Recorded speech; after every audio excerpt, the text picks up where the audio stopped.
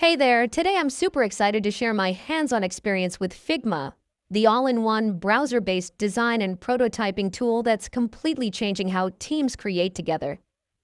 If you've ever struggled with messy design files or clunky collaboration, stick around because this review is for you. And I'll break everything down as if we were watching a real video walkthrough. Let's jump right in. From the very first impression, opening Figma in the browser feels slick and intuitive. There's no need to download anything, just log in and you're in your workspace. The clean interface, vibrant assets panel, and responsive canvas immediately signal that this tool is built with both design pros and beginners in mind. It truly feels ready for immediate use. I started by creating a new file to explore the basics. Typing text, drawing shapes, and placing images felt smooth and seamless. The toolbar is minimal yet rich with options like vector networks, auto layout, and components, all neatly accessible. I loved how effortlessly I could craft a simple mobile screen within minutes. Next, I dug into Figma's auto layout feature, a game changer for building responsive designs. With just a few clicks, I grouped buttons and text, applied padding, spacing, and saw components resized dynamically. It's like magic. Adjusting one element and the rest fall into place, a lifesaver for anyone iterating on UI layouts. One of the standout features has to be components and variants. I created a button component, then defined hover and active states as variants. Instantiating these across my frames was effortless, and updating styles globally was a breeze. It's a robust system for maintaining consistency across complex designs. Working with vector networks felt uniquely flexible compared to traditional path tools. I drew icons with ease, adjusting nodes freely without worrying about directionality. Building and manipulating shapes felt natural, perfect for fine-tuning UI elements down to the pixel. I then tried prototyping some interactions, connecting frames, adding smart animations like slide-in or dissolve transitions, and previewing on the fly worked like a charm. Figma's prototyping feels polished yet simple, exactly what you want when testing user flows or handing off clickable demos to collaboration is where Figma truly shines. I shared a link with a teammate and instantly they could view, comment, and edit in real time right inside the browser. Seeing their cursor move and their changes appear live added this amazing sense of creative synergy. No file versions, no email back and forth. Everything is unified and transparent. Speaking of feedback, the commenting system is intuitive. I hovered over an element, left a comment tagged to a specific layer, and someone replied quickly. Resolved threads keep things tidy. It's ideal for fast-paced review cycles where clear communication is essential. From there, I explored team libraries. I published a UI kit I created, color styles, text styles, and button components. Then I opened a new file, swapped in that library, and everything was ready to use. Keeping design assets centralized like this is invaluable for brands or product teams that want consistency across multiple projects. I also tested Figma Mirror, the app for previewing designs on mobile. Opening my prototype on an iPhone, I interacted with it directly from the device. Swiping, tapping, seeing real-world responsiveness, it brought the prototype to life. It's such a valuable tool for UX and mobile designers. Beyond the core features, Figma's plugin ecosystem is impressive. I installed a few like Unsplash for stock photos, Content Reel for placeholder text, and Iconify for SVG icons. Each plugin added quick access right into the toolbar, drastically improving my workflow without needing to bounce between tools.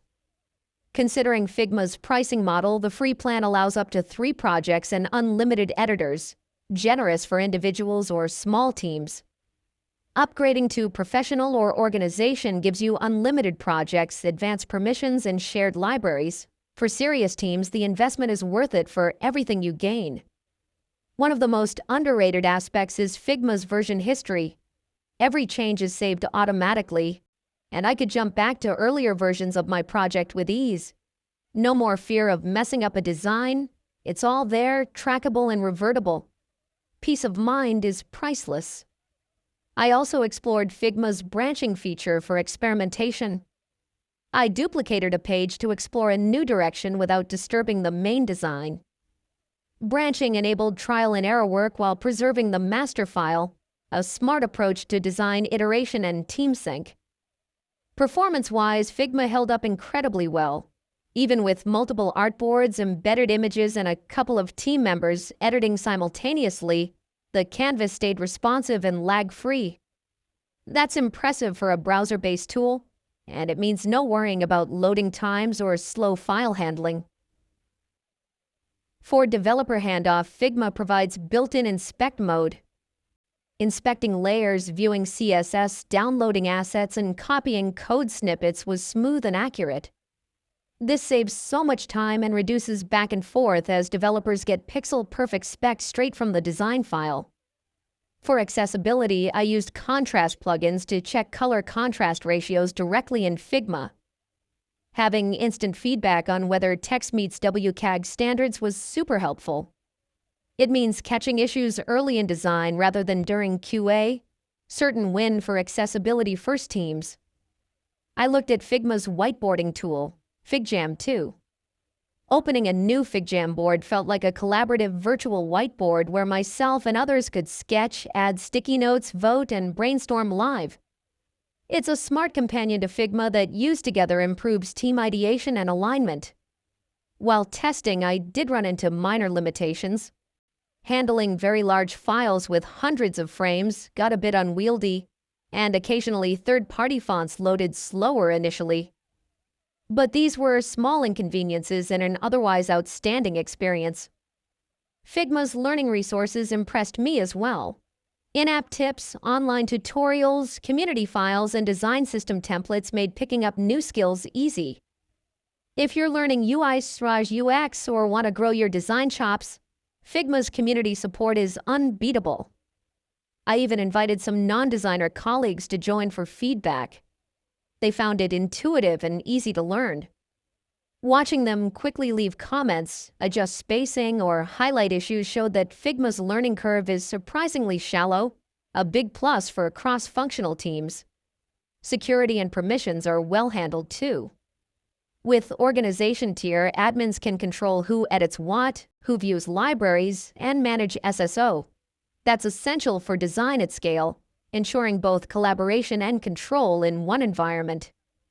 So, wrapping up this deep dive, Figma is a powerhouse of collaborative UI/UX design, prototyping, and handoff. It's browser-based, so no install hassles. It's packed with features like components, auto layout, live collaboration, shared libraries, plugin support, version history, and developer handoff, all working harmoniously. If you're a designer, product manager, developer, marketer, or educator, Figma fits multiple roles and workflows like a champ. The balance of power, ease of use, and collaboration it offers is rare in one package, and it's reshaping how teams build digital experiences. If you haven't tried Figma yet, I highly recommend signing up for the free plan, starting a simple UI project, and inviting a colleague to join. You'll quickly see how fluid and efficient collaborative design can be. It might just change how you work forever. Thanks so much for sticking with me through this full review. If you found it valuable, drop a like, share it with your team, and dive into Figma today to supercharge your creative workflow. Catch you in the next video. Until then, happy designing and collaborating.